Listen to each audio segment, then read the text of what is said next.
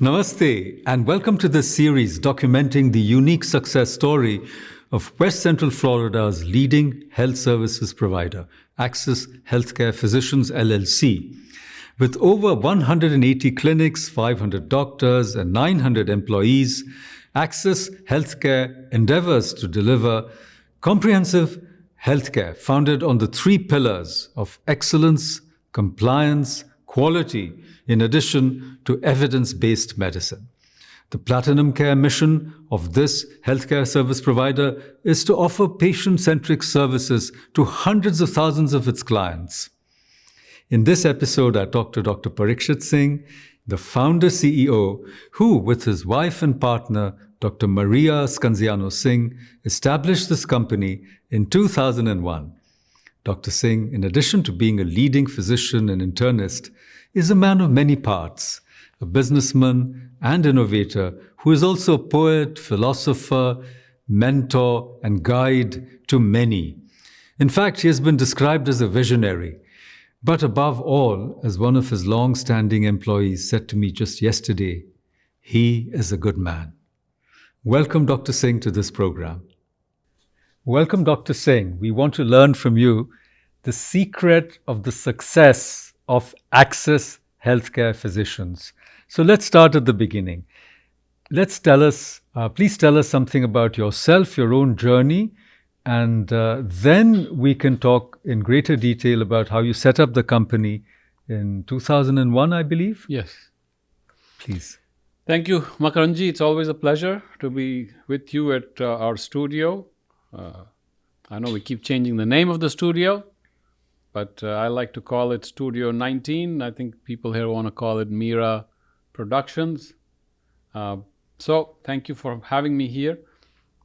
This journey of being part of Access started when I was born.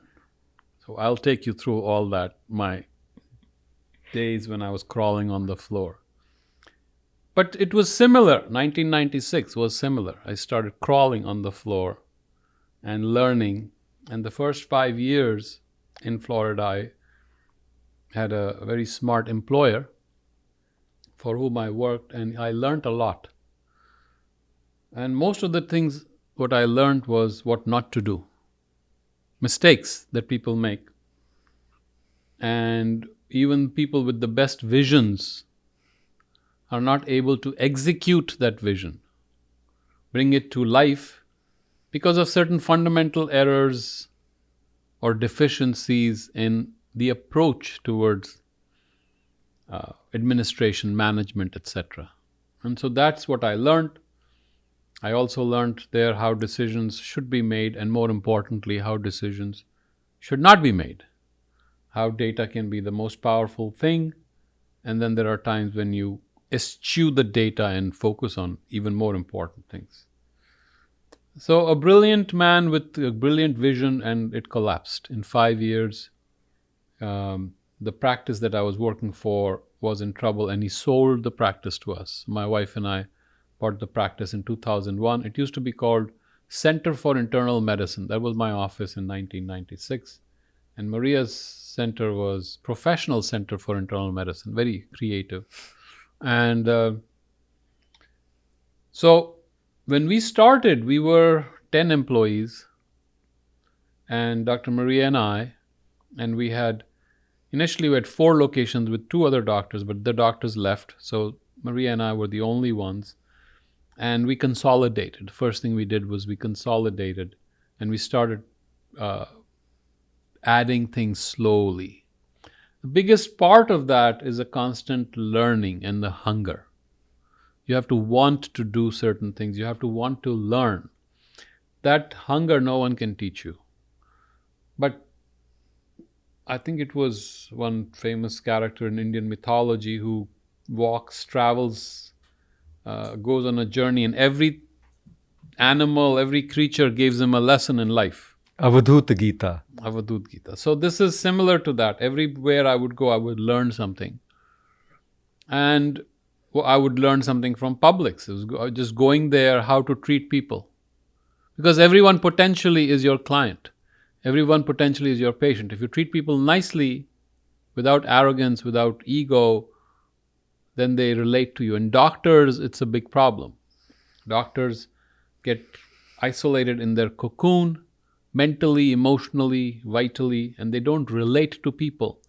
And because that relationship is missing, patients don't reciprocate. They feel something is missing. So that was one very important thing. One should have also a vision, and it may not be very clear as a vision, but you should have at least some inchoate idea, something that you want to accomplish. I'm going to jump in there, if you Yes. don't mind, for just a bit. You've brought out some very important facets, of this whole enterprise and how it grew. Right. And your learnings, as you said, hunger to learn, how to treat people, how Right. to be practical and pragmatic, like your first employer, though he was such a good man, as you said, Right. somehow his business failed. But I'm actually going to take you up on your word that, you're going to take us back to the time you were born and you were crawling around. We really want to know your background. What made you become a doctor? That's another story, which is a very interesting story. When I was, I think, 5 or 6, I decided I would become an engineer.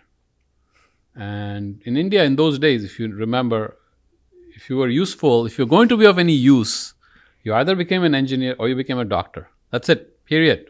Everything else, arts, forget it. Literature, nope. Humanities, throw it out the window. That's what we were taught. So guess what? I wanted to be an engineer. And new things, learning new things, technology, the IITs. My goal was to be in an IIT, become an IITian, and become the best in computers. And even at that time, people knew that computer technology was going The future. to be the future. We're talking about the 1970s. So I studied all till my 10th grade. I was very focused on physics, maths, was good at it, chemistry, biology I was good at, but it wasn't my focus.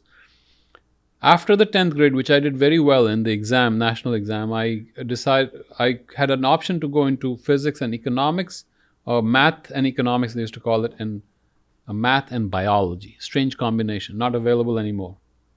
And I wanted to go for math and economics. And one of my senior friends forced me into maths and biology. It was just, you have to just circle and sign. He says, no, you sign this. He made me cancel it and made me do maths and biology. So do you think fate intervened? I think so. I mean, it was the most ridiculous thing. We are standing outside like kids. Okay, what did you circle? What did you circle? Okay, I did math and economics. Everybody, we all friends, math and economics. So this senior comes, who was close to me. No, I'm doing math and biology. You're going to do math and biology. Huh? Okay, change. Everyone changes, crosses it out, math and biology. So everyone did math all and biology? 5, 6. Yeah, all of my friends. And They all crossed of them the lake. became doctors? No. Oh. We all had to hang together, be together. That's all it was. And what about your dad? Did he have a role to play? And your Nope. mom? My dad was an IAS officer, a civil servant, who also rose from the bottom and came to one of the highest levels in the hierarchy in Indian civil service. Mom was a homemaker.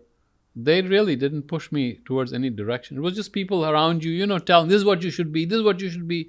You're very smart, become an engineer. Computers, IIT, that's it. So you circled math and biology. Then what happened? So I'm still on my course for math and biology. And I remember I was in the 12th grade, when you're just ready to take exams. And we went on a trip with my mom and my elder brother. And we went to our ancestral area in Jodhpur. And she was talking about her mother's father, who used to treat people for free. I see. So there was a doctor on your mother's side. He was a disciple of a famous yogi, Devi Danji, who had taught him how to treat people, some treatments. And he knew these treatments, burns, snake bites, he could treat them. And when he would treat people, he would not charge them. All these villagers would come with burns and all. He would not charge them. He would treat them. And if they wanted to do something, he would say, feed 11 women, 11 girls, feed poor people, something like that. So it was very inspiring. Being a young man, an idealistic man, I said, I'm going to be a doctor. Within that moment, I decided to become a doctor. And of course, exams I had taken. So I went into MREC. It used to be MREC Jaipur in those days, Regional Engineering College. where I would have become an engineer. And then the results of biology came, and I came through the medical school. But you had to do the competitive exams Competitive exam for to both. get into medical school. Yeah. So you got into both I got into both. without coaching classes. No Because coaching. We don't do coaching. We coach. That's brilliant. In India, for those who don't know, coaching is a big business and the exams are so difficult to crack that all the parents put their children into tuition and coaching classes. It's like 7 days a week for 4-5 hours. So if you made it without that, you're truly brilliant. So which college did I don't you know if go I was to? brilliant or I was foolish, but medical school in my city, Jaipur, Jaipur. it was SMS Medical School, and I did that. And I went even passed through the Armed Forces Medical College Yes. in Pune. In Pune. That's a very good school. Very good. Yeah, I didn't go. I wanted to go there, but it's too far. It's just let's stay with parents and family. So I wimped out on that one. But that was my journey. And then I was How in many years were you there in Jaipur in the medical college? 1985 to 1991. Oh, you spent almost 6 years there. 6 years. And then you came to All India Institute or you went to Pondicherry I went briefly? to, so I, then they suddenly changed. They made it an all India exam. Okay. And again, there were no coaching classes. I didn't do coaching.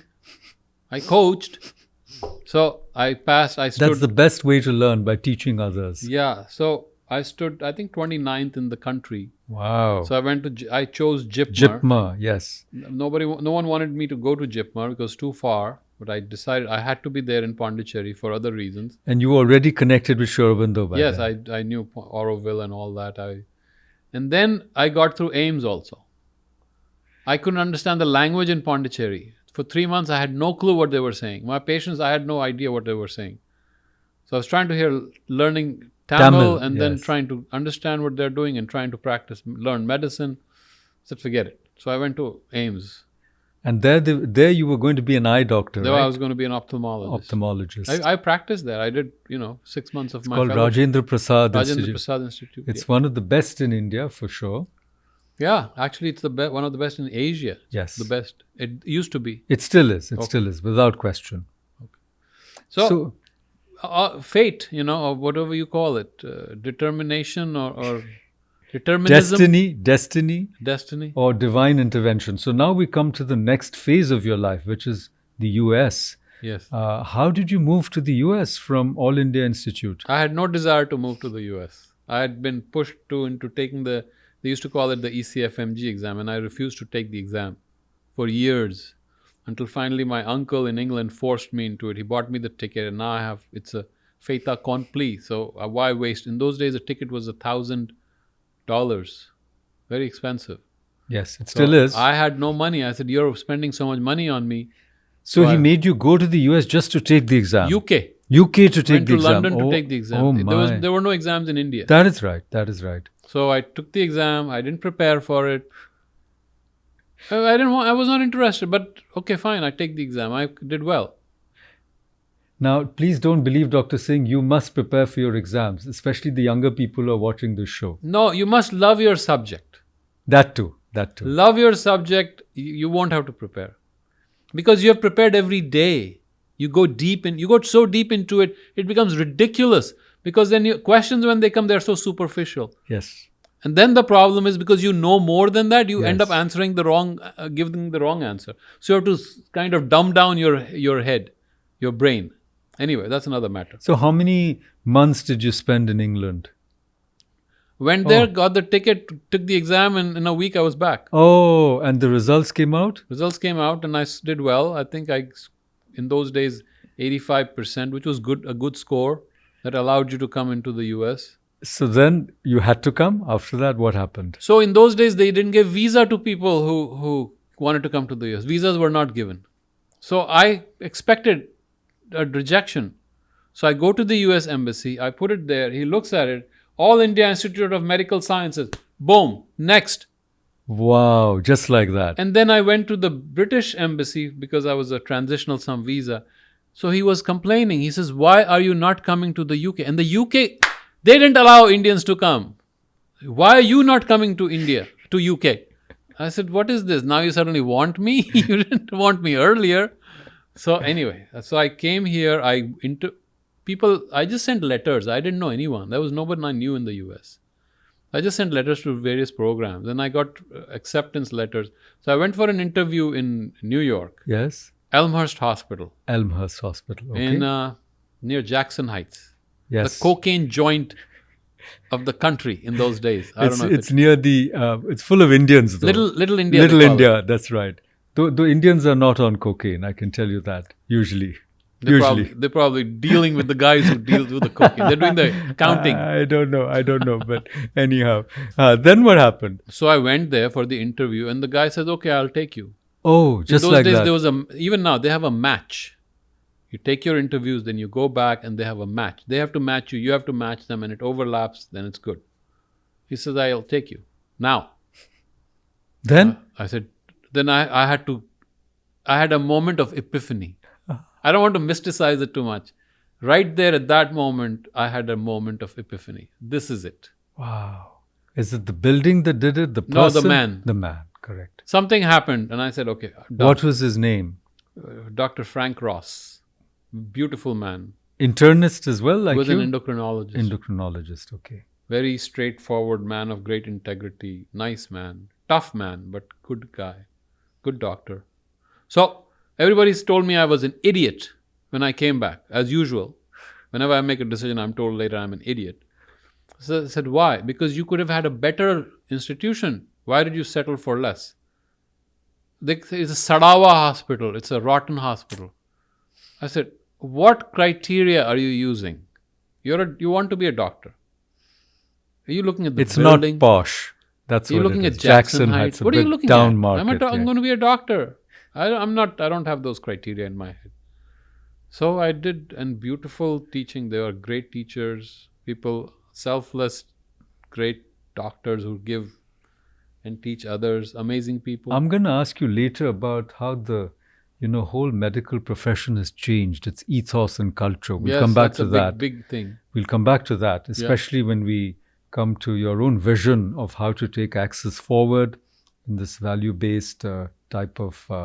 it has two meanings, of course, but we'll come back to that. So how many years were you at this hospital? 3 years. 3 years. And did you meet Maria G there? Yes, if I I might did. ask? That's destiny again. That's destiny too. So my epiphany, I knew that was my moment of epiphany. I'm going to meet Maria. No, I didn't know that. I had no idea. No, You but just the know that you're going to be in universe, this the place. universe knew that. Yeah, so I just knew that I had to be there, and I met her within 2 months. In July, I met her. She And- doesn't know that she met me. She doesn't even remember that. I Oh. remember. So that is my extra. Always I have that over her. No, it could I be want to the other record way. this. She made an impact on you and you didn't. I So you remember were- that first moment when we met and she ignored me completely. Correct. You And I were want this you were recorded. eminently forgettable at that time. No, I was the one who was sensitive. You were the one who was searching. Right. Anyhow, then what happened? So we did 3 years. Well, we met. How did you coincide and did we you... worked together in the cardiac care unit. Right. So if you work in the cardiac care, then It's all about the heart. It's all about the heart. So we got connected, and then we became friends, and then things grew, and then there was another. That's another story. That's another story. How we got married in an Indian setting. Of course. Like you have the Greek. What is that? The big great fat Greek wedding. Yeah. We could do a big fat Indian wedding. The monsoon wedding. Something like that. We should be able to do. That's a story in itself. We must. Yes. Because I remember what Maria ji told me about her first visit to India. Oh my where gosh. Everyone was staring at her That's all right. the time. That's what Indians do. And she said, I can't take this because we're not used to being stared at, So I just said it was a very benign stare out of curiosity. They were No, not- we see a foreigner. We glare at glare them. the who. Yeah, but we're just because we're curious. It's not because we mean No, ill. it's Yeah, not. We don't that's mean what anything bad. That's what I said to we her. are ill-mannered. We just stare at you. And especially, the villagers who, they are so innocent. Yeah. They even stare at us. This is what I told her. Really? If you go from the city Yeah. and you go to a very far off place, say in a car or something, they surround your car, they touch it, they start staring at you. Though that's becoming less frequent. So then how did you move to Florida, both of you? So I came on a visa that's called a visitor's visa. So There was another mistake. People told me I was an idiot, but I'm used to it. So on that visitor's visa, you have to either go back to your country, which I wanted to. I wanted to do my fellowship and I wanted to go back. Then I met Maria. So there's no way I was going to It take must have been a J1. It can't be a visitor's visa. J1, Yeah, sorry. J1. J1. J1 visa. It's an exchange visa. Exchange visa. Correct, That's what correct. it was. Exchange visa. So you have to work in a physician deficient area for Oh, 3 so years. Spring Hill was a physician deficient area. physician. It was cow country. Oh my. If oh you're a my. veterinarian, you did very well here. You had cows, but there were no doctors. So I got that special permit. That's another story. But I came here. And you made it a physician surplus area now? Or not Still quite? not. Not Still, it's still a physician deficient area. But it's rough. After COVID, it has become even more deficient in But why Spring Hill of all places? Why not say Palm Beach or some other place? So like we that? had an option even to go to, I think it's called Daytona. Daytona. Oh my. Daytona is the place for spring breaks and so Right, forth. that's it. So we had an option to go there. But again, chance or coincidence or life brings you to locations, and that's how I came here. The person here I met, and I was impressed with him. He had What's a vision. his name? Dr. Kuti, Oh, he was an Indian guy. Indian guy, Oh, Keralite. who ran this internal medicine He had practice. 2 offices. He was in Pasco, and he had a small office here. And he wanted to bring us here. So we came here. I was impressed. So that's why I chose him. He didn't pay us squat. But I took it because I believed in him. And then? Then 5 years I learned. His vision was great. His operations sucked. They just did. And so In what way? very random. Give us an example of your So learning. he hired a guy from UPS. What is UPS, right? That logistics company, yes, UPS. yes. He hired someone who was really a top-notch guy in UPS. United Parcel Service. He was there 19 years, this young man. He'd been there since his 18 years of age. So he was, 35, 38, 37, I think. 1 year left he would have had some pension forever in life. So he made him all these promises. He got him into our company without introduction, the guy did not know healthcare at all. Obviously, he was going to fail. And 3 months later, he fired him. So those are the things you should not do. He hired a guy who used to run a bank. A bank. He hired him as the chief operating officer. Guess what's going to happen? Failed. 6 months later, he was fired. Then he hired the lady who used to lead the physicians department, the HR department in one of the hospitals here. Fired her 4 months later. Managing a physician's office requires a lot. So he could not get the right people. Yes. One of the operations officer he hired used to run a car service. So that's what his experience was, teaching people how to get license for their, trained for 10-hour driving lessons for car license. Driving school. That's exactly how you should not hire. Hiring is probably the most important department in your company, HR. If someone can just remember this, hiring, take extra time. See, over there, people, process, data, it's all there in your own. Really? Yeah, it's there, the 5 pillars, it's all there. Oh, geez. Yeah, we They had stole this my put own up. ideas. No, it's yours. We put Okay. it up there. I didn't even realize it was there. Yeah. Okay, so people are the most important. And if you read Good to Great, the book Good to Great, or I think Good to Great. Great by choice. The most important thing is the people. People are your biggest asset. Correct. And if you can get the right people and nurture them appropriately, you have the best. So when his business failed, you just bought it, right? You bought both the offices or just one of them? That's another story. What happened was he got into this strange lawsuit with the labor board. And I'm telling you, total random things. He opened an office in Tennessee, hired 40 doctors there. Gee. One big clinic. It didn't work. It's not going to work like that in Tennessee. Yep. So all the doctors complained about him to the Department of Labor, and the Department of Labor filed a lawsuit against him. Then he declared bankruptcy. Oh my. The man went bankrupt 3-4 times in his life. Every time he came out of it. So that's how you learn what not to do. You don't hire 40 doctors and put them in one office. Never do that. It's ridiculous. Anyway, so he did it, and then the labor board thing happened. So he just sold out his practice to us, and that's another story. But so that's when we came up with a small practice of 10 employees in 2001. June 1, 2001. And then when did you go from one clinic to say 10? How was that growth possible, and how long did it take? So you have to take very small steps. What happens is if you take very small incremental steps, then after a while they build up until it seems like a massive step. Like compound interest.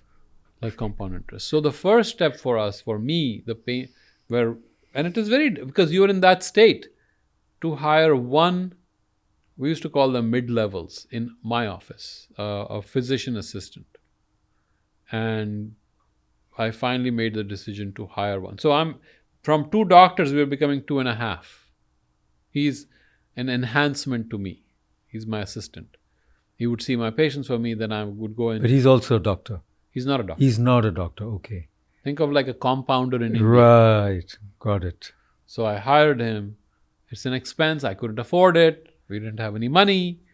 But I said, okay, let me take a chance. If I get him, maybe I'll make more money so I can pay him. So you have to think of that.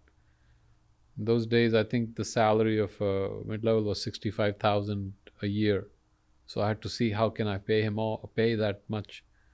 But it worked out. He stayed there. And then you get a little more, then you add another thing. You start doing ultrasounds or x-rays. You add little things, little steps. Like backwards and forwards integration in a business. Yes, you expand. Very small steps. Small steps. Baby steps. Don't try to do. That was one thing I learned from Dr. Curry.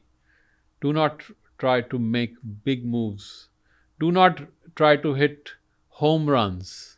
But he made those mistakes himself. Because when you try to hit home, if you go and play baseball and all you're trying to do is hit home runs, you're going to get hitting out. sixers in Indian cricket. Sixers in cricket, you can't. So you have to hit singles and doubles.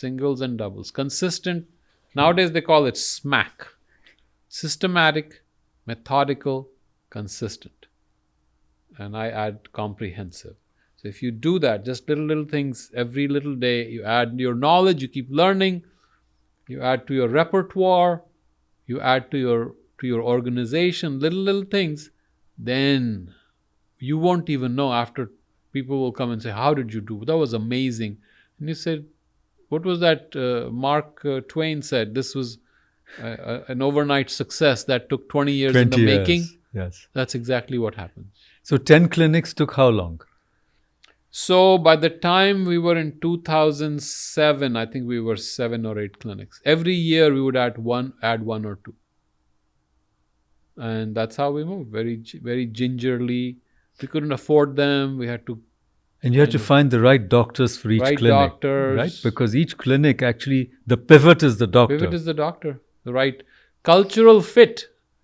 That has to be right. So when we talk about hiring, another thing that people who want to learn from this is the cultural fit has to be just right. If the fit is not there, they will fail, or you will fail in using their services. So you mean each organization has a culture, and the new hire must blend into that culture. And believe in that overall vision and culture. Especially if they're going to become an integral part.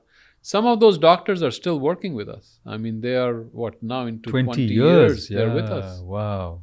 And they are, some of the most successful keystones, yes, the foundations of this organization. And then 10 to 100. So the first 10 took almost 10 years, 7 years, 8 years. Yeah, 7, 8 years. 7, 8 years. Then it took off. In 2008, it suddenly grew very fast. And what do you attribute that to? That sudden spurt? That we focused heavily on infrastructure. I see.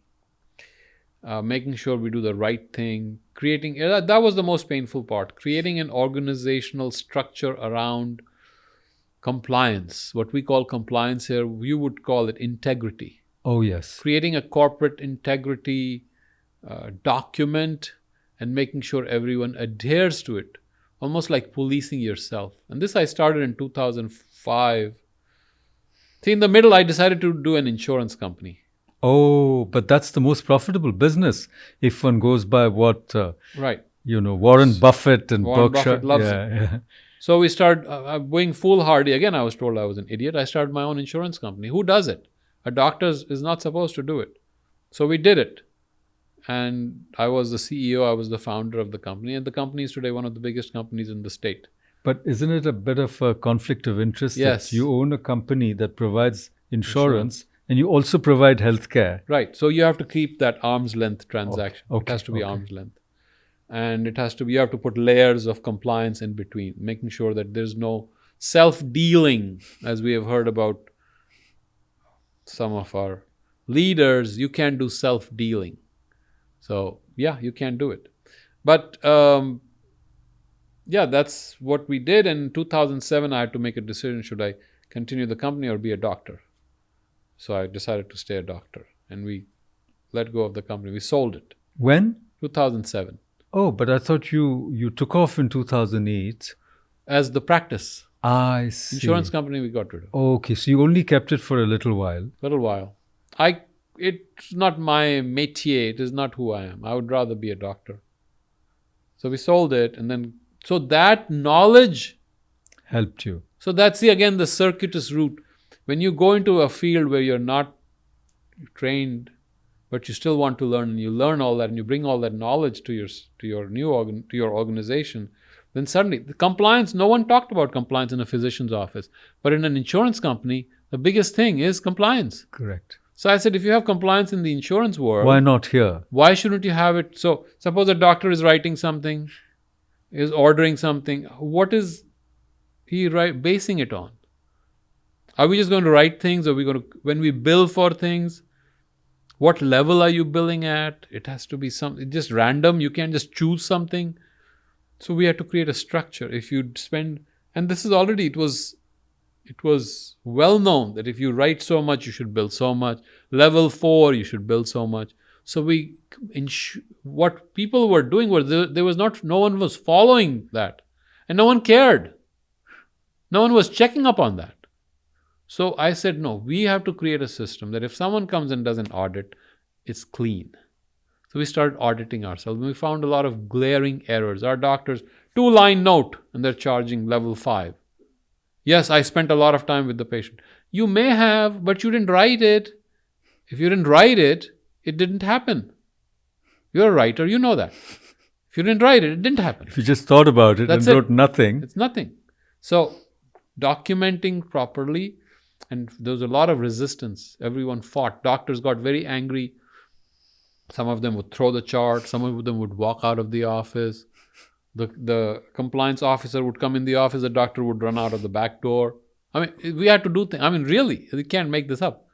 They hated the compliance people. But slowly, over the next year or two, we were able to roll it out uniformly across the 10, 12 offices we had. That was the secret. But how did 10 become 100? Because guess what happened? In 2008, 2009, suddenly the federal government said, we need to have compliance in every office. And you were the only one. I was the only one. And because the reason I'm bringing that up is 2009 was the great crash, as you know. Great crash. Everything went down. Real estate crash. 2000. Tell me about it. The whole real estate that was going crazy here. Everybody was buying everything blindfold. And you could make money even if you were an idiot. An idiot could make money in those days. But then it crashed. So a lot of people lost out.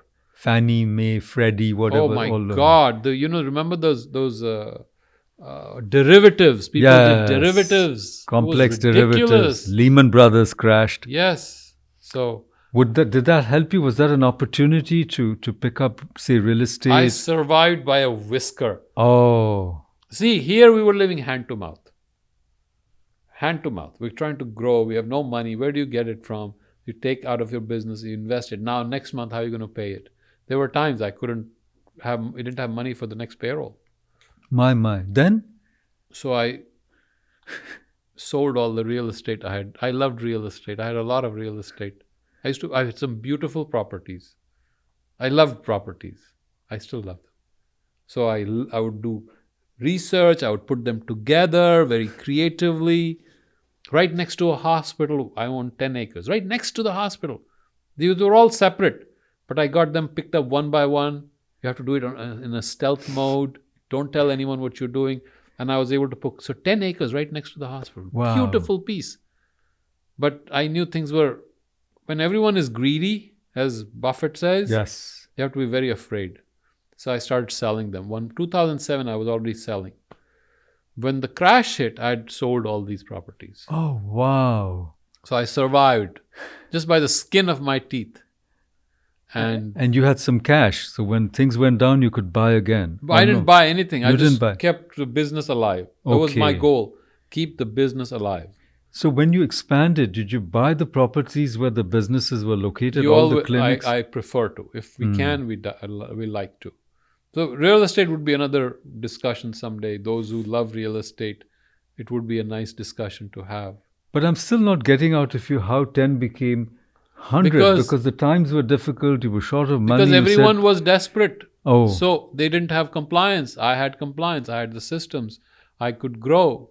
They couldn't. They were scared. So a lot of these groups, doctors came and joined us. Got it. So the doctors came looking for you because you could guarantee compliance. I had the platform to offer compliance. I had the infrastructure. You had the infrastructure. And we treated them fairly. We did not abuse. Doctors we are very partial to, because they despite themselves, they do something for the population. So we're very considerate. We didn't gouge people. I mean, that's our style. So we just say, okay, let's have a fair deal. And that's why they came. And they knew things are clean. If you're creating a system that is based on transparency and integrity, then people will appreciate it. And then how did you expand all your specializations? That specialists came and joined us. Oh, I see. Because specialists don't... So no doctor has the time to create a compliance program for 5 employees. I mean... It takes a year, 2 years to even write it down, to organize it. Write the policies and procedures. A file so thick with every little thing that could go wrong in an office, every process, starting from marketing to finance to legal to clinical to vendor management to IT. I mean, it's regulatory. Who has the time? Nor the interest. You have to be a very boring person to write that out, which you're talking to one. So, but I was blessed with more boring people than yourself. More boring people. So you always have to hire people who are more boring than you. Correct. As they say. Because compliance also reduces risk. Absolutely. So it's a form of risk management. It is risk management. So you're reducing, all the shocks that your organization might unexpectedly be subjected to. And they came. We had a shock in 2008. We had a company that accused us of non-compliant documentation. Oh my. So they held our money. I said, "You're welcome." So I yelled at them. I sent them a flame email to their CEO. I did not care. I've done a lot of bad things in my life. I sent the CEO and I read him the riot act on email. So he came to my office to meet me. And I said, "Okay, you're welcome. Whatever you want to audit, look at the processes. This is my book. Everything is open." So he was shocked. I said... He thought he could hold the stick over you. Yeah, I said, "Okay, you want to audit here. Everything is open." So he got his... What division was that? Fraud and abuse division. Oh my. Some strange division that, like federal. I said, "Yeah, here, come. I'll welcome. By the way, this is what I audited and these are my numbers." So he was shocked. He went back and looked at his numbers. Our numbers were cleaner than his entire company's numbers.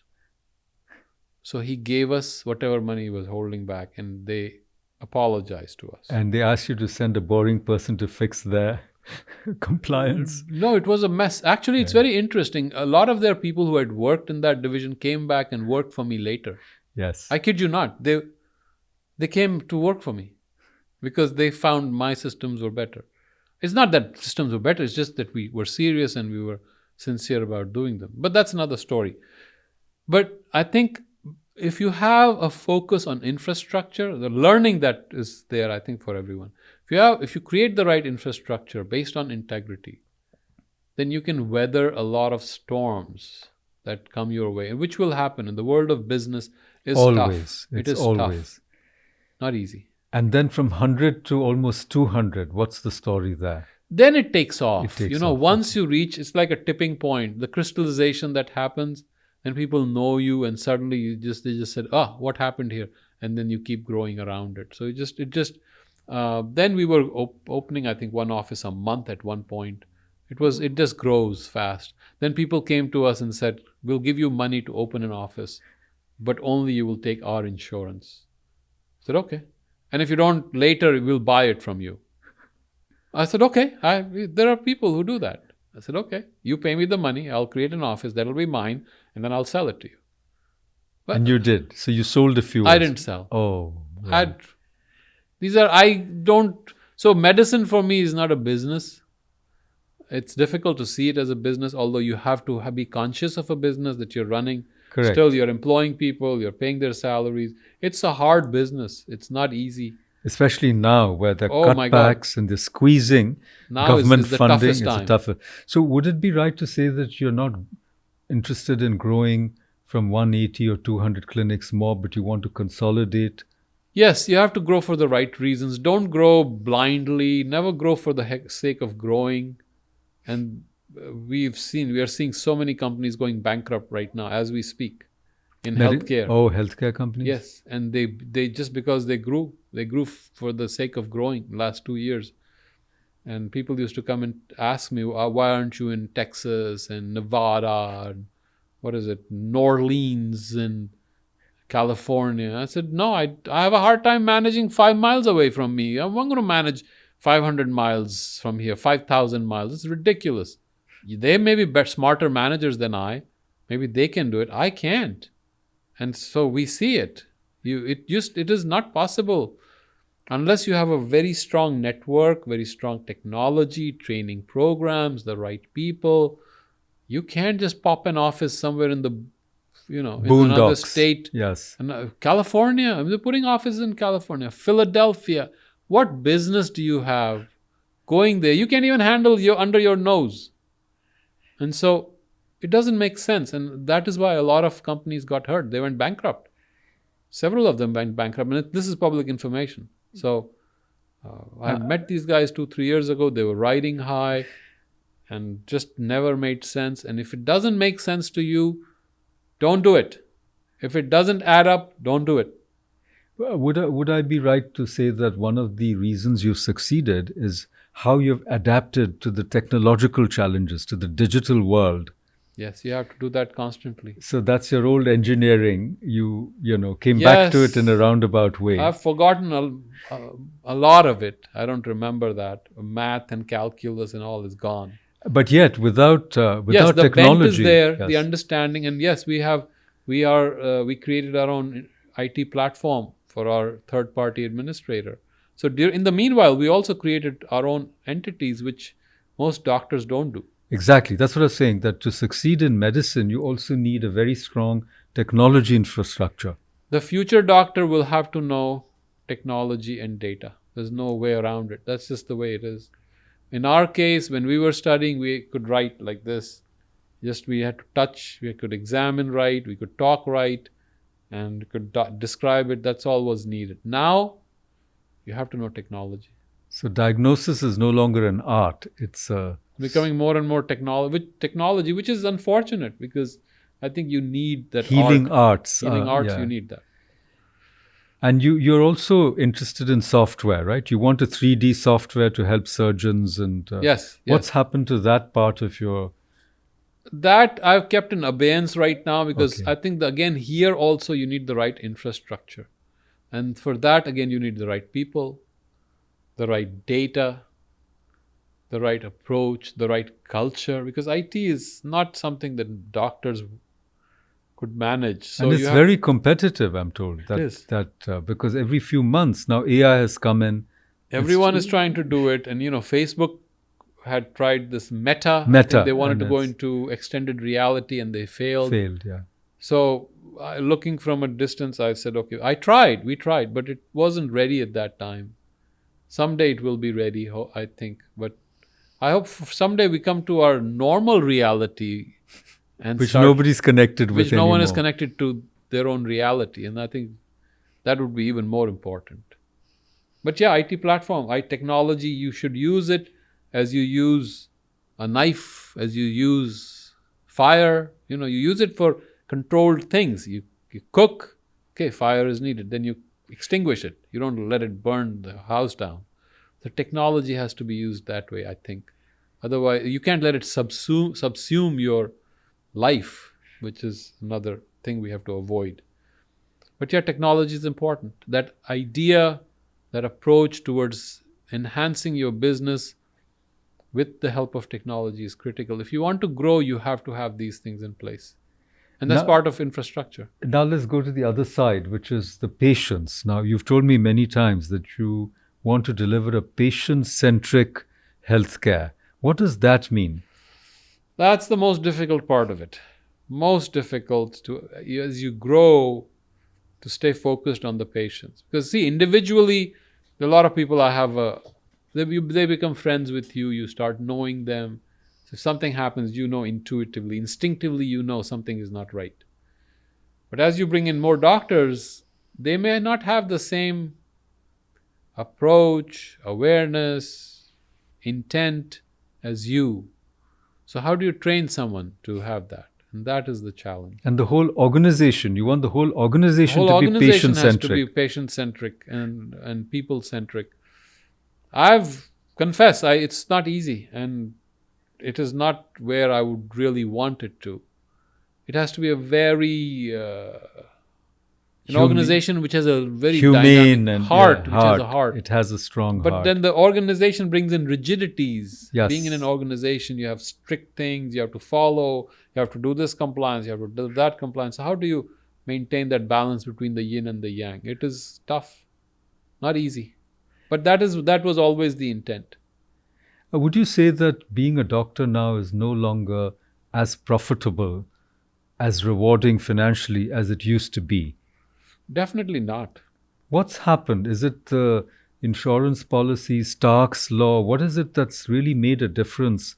Because many people now hesitate. Of course, there is the whole malpractice insurance aspect. Yes, malpractice is a big problem. Physicians are not able to practice independently in their own, mom and pop stores, which was the way in the US. The culture was a doctor would have his own little clinic. Correct. And relate, and the community would support the doctor would support the community, would serve the community and be there for them when they need it. That has gone. Doctors' practices have been gobbled by private equity, big institutions, and so doctors they're being forced to conform to that system. That kills the heart. And so we're seeing that profits are going to the pharmaceutical companies, to the big hospitals. They're not going to the doctors. Doctors are a very small portion of the expenditure today in healthcare, less than 10%.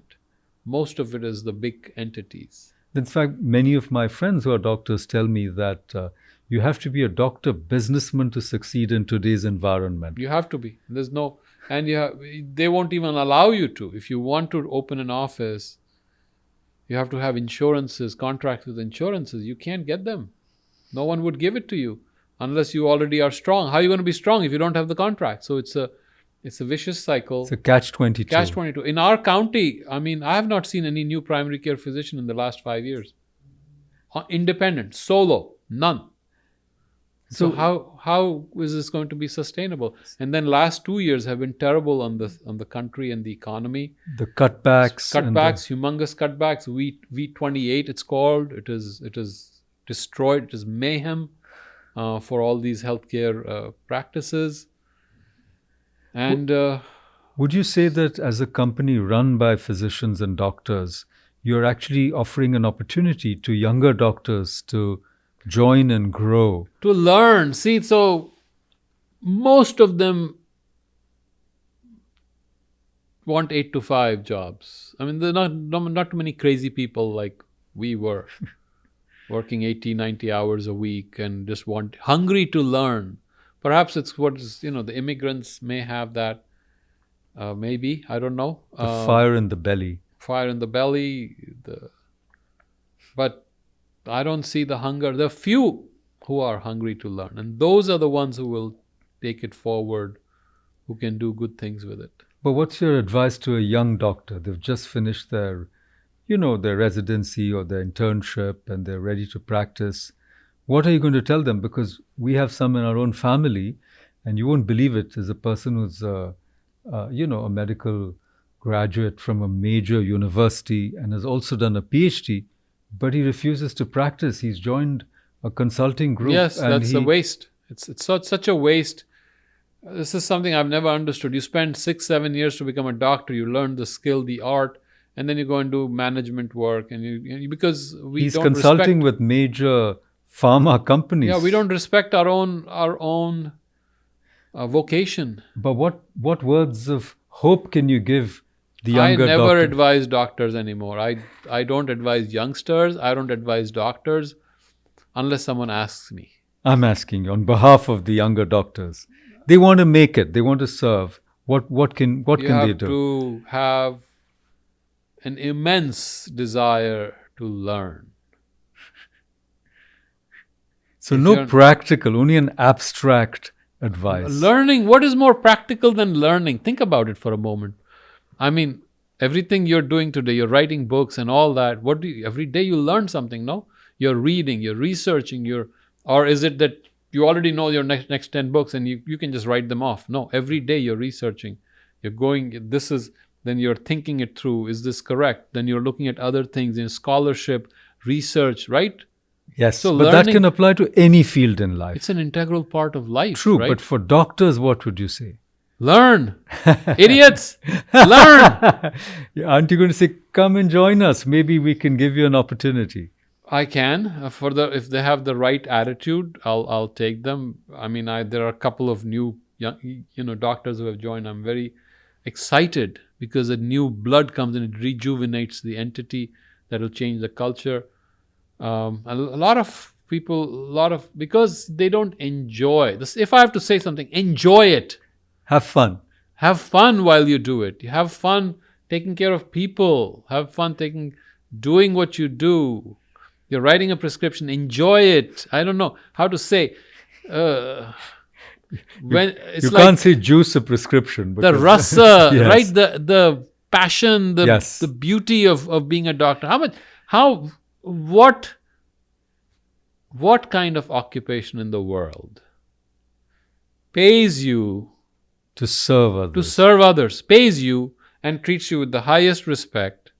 Every day you're helping people and you get paid top dollar for it. I mean, despite you're not running, money market, and you're not a finance guy, but you still do well. And so it is the best. I mean, the only other occupation that is equivalent would be a teacher, an educator.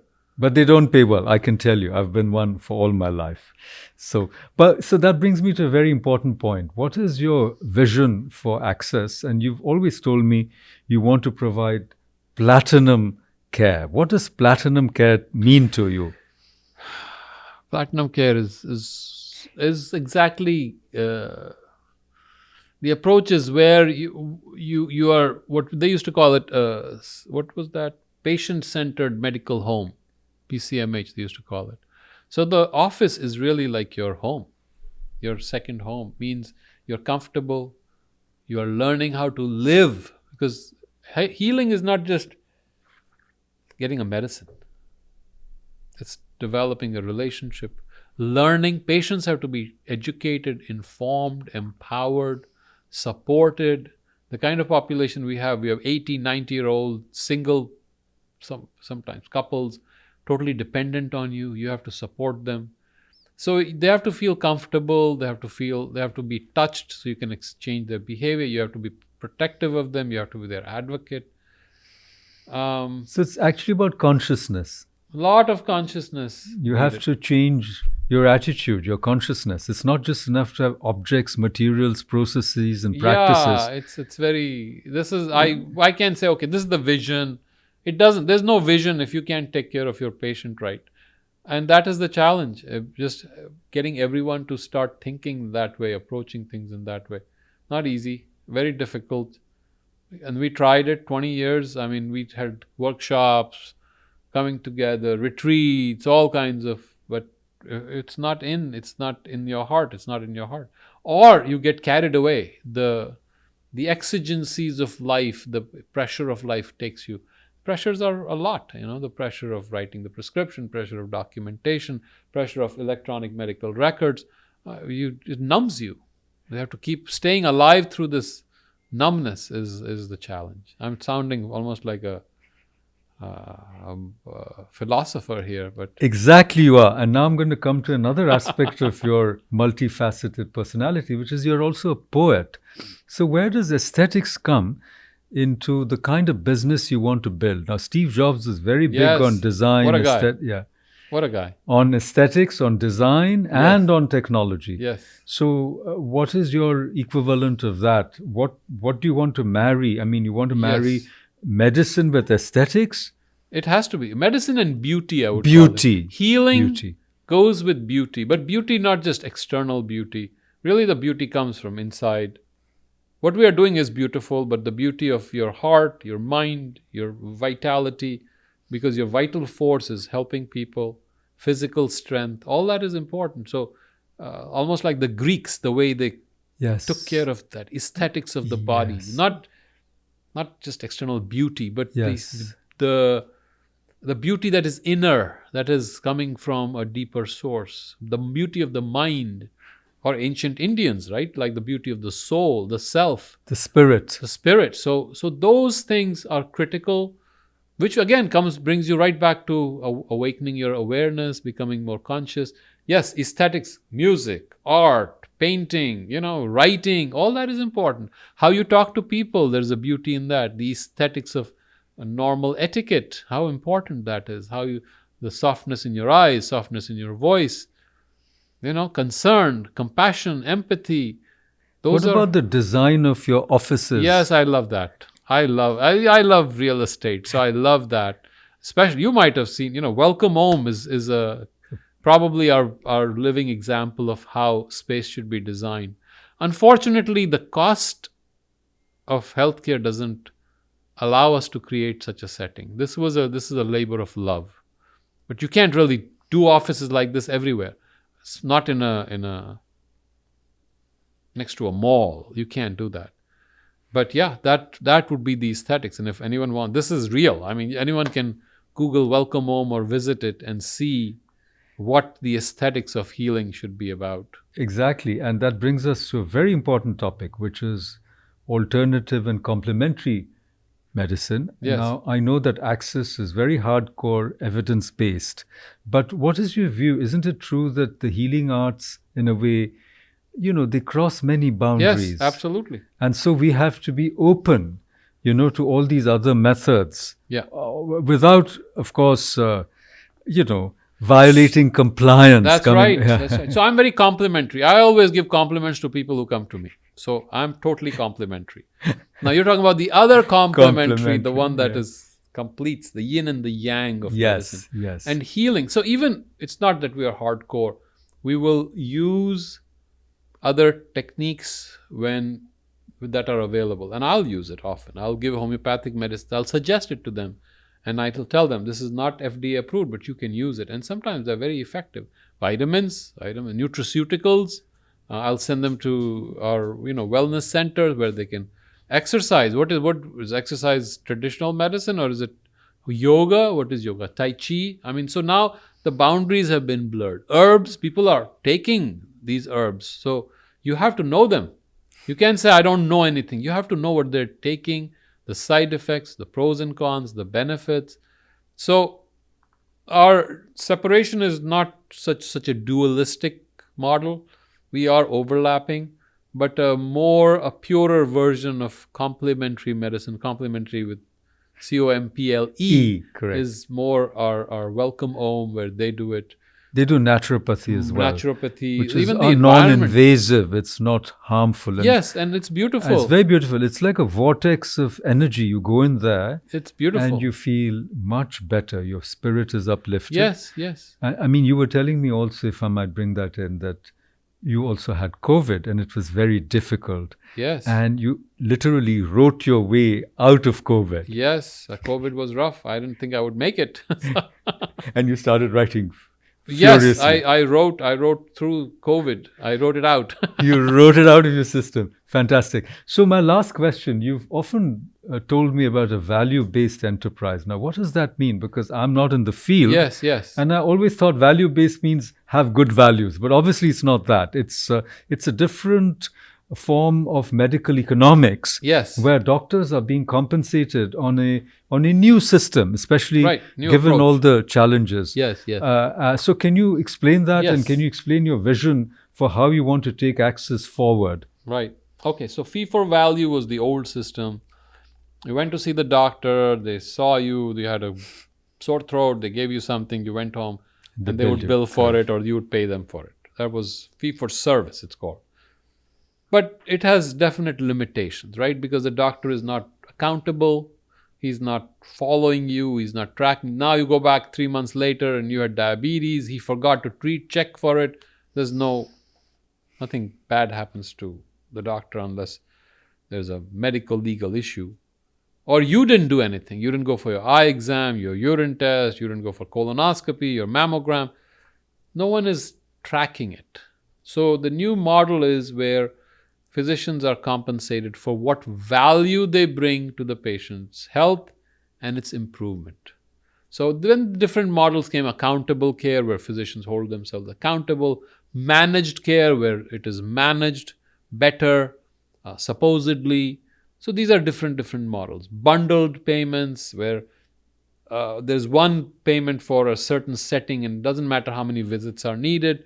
So a lot of different approaches are there. That's the value-based enterprise, where you are getting paid not for a transactional visit or a one-time visit, but the overall holistic care of the patient, ideally. That's what the understanding is. And that's what the country is trying to accomplish with its all through torturous journey through HCCs, which is certain codes that they pay for, quality improvement, utilization management. It's very messy right now. It has not been cracked. It has not been resolved for multiple reasons.